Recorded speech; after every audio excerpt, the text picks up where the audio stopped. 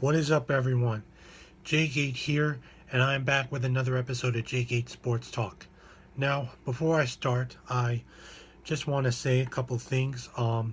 Number one, I've decided to do away with the intro music. That's my personal decision that I decided, and I just think it'll work out better. And number two, I've started making a little bit of changes to my channel. I had a little bio you can check out. So when you get a chance, read my little bio. You can learn all about me, what I do. Okay, so today we're going to cover 4 topics. So let's get to it. Okay, first topic, the NBA. We're going to be covering 3 games that happened last night. First game was the Warriors and the Wizards. Wizards beat the Warriors. Well, I say the Washington Wizards beat the Warriors, Golden State Warriors, 112-108. Now, the talk of that game during what happened was when Kevin Durant got hit in the knee by Zaza Pachulia with barely a minute starting in the first quarter. So Pachulia hit Durant's knee. He limped for a little bit. He played like the next 2 possessions before asking for a timeout and to be taken out of the game. Now it was revealed that he has a sprayed MCL with a bone bruise, and that was on his left leg, and that he is out indefinitely, and that he will be reevaluated in 4 weeks. And that comes as a big blow to the Warriors because Durant has been one of their key players the whole way this season. And for all those wondering if the Warriors will still finish number 1 in the West, they may not, because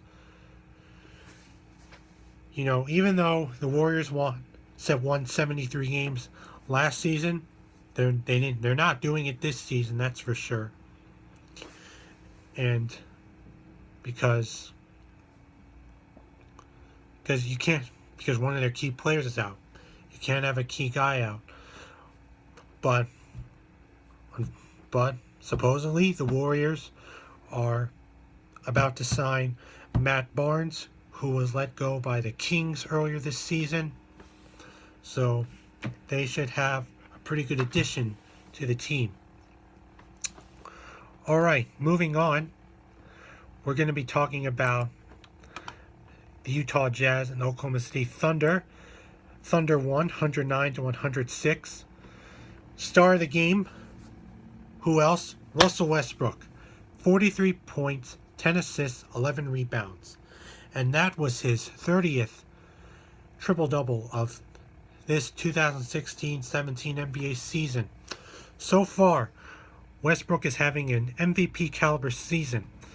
In 60 games played, he's averaging 31.2 points per game, 10.3 assists, and 10.6 total rebounds per game. And if he keeps it up, he'll finish the season with averaging a triple-double, and that's really unbelievable. I gotta give a big clap to that guy. He really deserves it. The way Westbrook has carried this team since the departure of Durant has been incredible.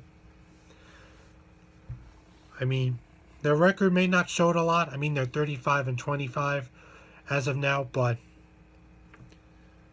with Westbrook's leadership, they could go very far in the NBA playoffs. Now, there was some good help from the bench. Doug McDermott had 16 points, 5 rebounds. Also, Enes Kanter, 15 points, 9 rebounds. I mean, gotta have good players on your bench. Star of the Utah Jazz, Gordon Hayward, 19 points. Also, Rudy Gobert did well, 13 points. 10 rebounds. I mean, it was a great game overall. Like, I'll admit it. Okay, moving on to the last game we're covering in the NBA is the Grizzlies and Memphis Grizzlies and the Phoenix Suns. Grizzlies won 130 to 112. Mike Conley had a pretty good game, 29 points, 8 assists. Marc Gasol did pretty well as well, 28 points, 5 assists, 7 rebounds. And that was another game where something happened, and it involved Vince Carter. During the first quarter, Vince Carter was fouled by Devin Booker as he was driving to the basket, and Carter responded by shoving his elbow into Booker, and that caused like a little melee on the court, and Carter ended up being ejected from that game. Now, I got a lot of respect for Vince Carter. He's been one of my all-time favorite players. I mean, he goes down as one of the best dunkers in NBA history. But at 40 years old, being the oldest player in the league, you got to show a little respect towards, the younger guys. And you should know better. You've been playing in the league since, the 98-99 season. I mean, you really gotta know what's between right and wrong. Am I right? I mean, what are your thoughts on that whole situation? Okay, so now we're moving on from the NBA, and the next topic I'm going to discuss is an NFL story, not directly related with the NFL. I mean, we all know the Combine is a few days away, and that's very exciting. But incident I'm going to talk about was incident with Jets cornerback Darrelle Revis. Now, as most of you know, if you don't know, on the 16th, he was involved in a brawl with two guys in Pittsburgh. He punched them and ended up knocking them unconscious. And there was video recorded on someone's cell phone, and Revis snatched the phone and threw it away. But clearly the video showed the two guys knocked out cold, and he was charged with aggravated assault, robbery, terroristic threats, conspiracy stemming. I mean, that's a crazy situation. And unfortunately, the Jets released him. And I think the Jets were looking this as their excuse to release him because he's been underachieving the past couple of seasons. Now, if Revis has any chance of making a comeback in the NFL, he'll probably be moved to safety. That's the best option for him. So, moral of the story, you shouldn't have done that, Revis. I mean, you gotta straighten things out, man. Okay, moving on to the next topic, is I'm going to get into a little bit of college basketball. Like I said, previous video before, March Madness is coming, but I'm going to talk about one particular team, and that is my college team, the Fairleigh Dickinson University Knights. Tonight, they play their first game in the Northeast Conference Tournament against Wagner College. FDU is at number 6, and they clinched the last spot in the tournament. And they're playing number 3 Wagner College, who is number 3. FDU had 11-18 record overall.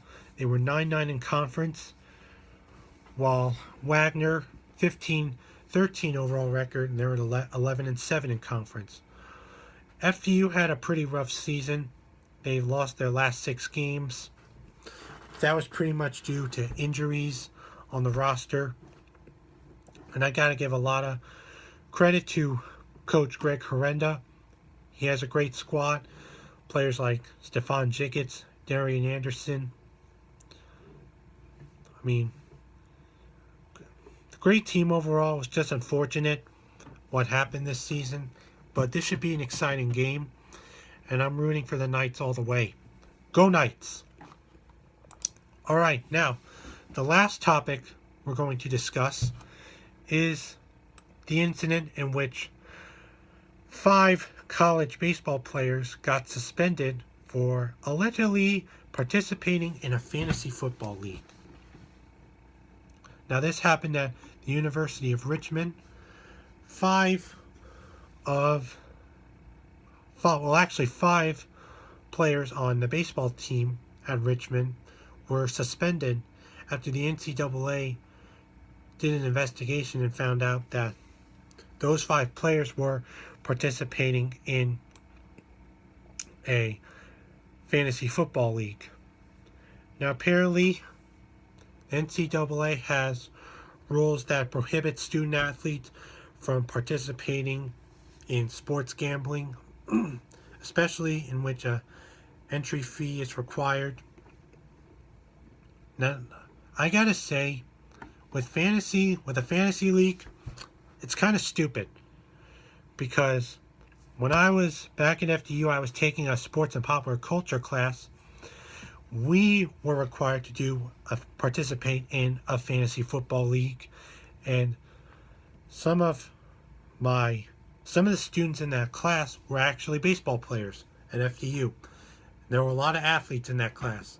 In fact, the professor of that class was a member of the athletic department. Like, I can get that it's illegal for gambling and all that, but with Fantasy League, come on. It's all fun and games. There's nothing to it. Sports betting is a different story. But Fantasy League, it's all for fun. I mean, you pick players, whoever gets the most points. I mean, your team wins. I mean, it's a lot of fun. And I highly recommend, if you haven't done it, join a fantasy league. You'll love it immediately. Okay, well, that concludes this episode of JGait Sports Talk.